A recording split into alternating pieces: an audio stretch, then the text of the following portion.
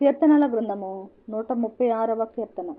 యెహోవా దయాళుడు, ఆయనకు కృతజ్ఞతాస్తుతులు చెల్లించుడి. ఆయన కృప నిరంతరముండును. దేవదేవునికి కృతజ్ఞతాస్తుతులు చెల్లించుడి. ఆయన కృప నిరంతరముండును. ప్రభువుల ప్రభువునకు కృతజ్ఞతాస్తుతులు చెల్లించుడి. ఆయన కృప నిరంతరముండును. తన జ్ఞానము చేత ఆయన ఆకాశమును కలుగజేసెను. ఆయన కృప నిరంతరముండును. ఆయన భూమిని నీళ్ల మీద పరచినవాడు. ఆయన కృప నిరంతరముండును. ఆయన గొప్ప జ్యోతులను నిర్మించినవాడు.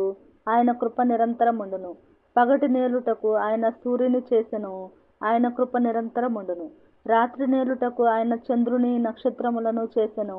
ఆయన కృప నిరంతరముండును. ఐగుప్తు దేశపు తొలిచూలులను ఆయన హతము చేసెను. ఆయన కృప నిరంతరముండును. వారి మధ్య నుండి ఇశ్రాయేలీయులను ఆయన రప్పించెను. ఆయన కృప నిరంతరముండును. చేయి చాచి తన బాహుబలము చేత వారిని రప్పించెను. ఆయన కృప నిరంతరముండును. ఎర్ర సముద్రమును ఆయన పాయలుగా చీల్చెను. ఆయన కృప నిరంతరముండును. ఆయన ఇశ్రాయేలీయులను దాని నడుమ దాటిపోజేసెను. ఆయన కృప నిరంతరముండును. ఫరోను అతని సైన్యమును ఎర్ర సముద్రములో ఆయన ముంచివేసెను. ఆయన కృప నిరంతరముండును. అరణ్య మార్గమున ఆయన తన ప్రజలను తోడుకుని వచ్చెను. ఆయన కృప నిరంతరముండును. గొప్ప రాజులను ఆయన హతము చేసెను. ఆయన కృప నిరంతరముండును. ప్రసిద్ధి నొందిన రాజులను ఆయన హతము చేసెను.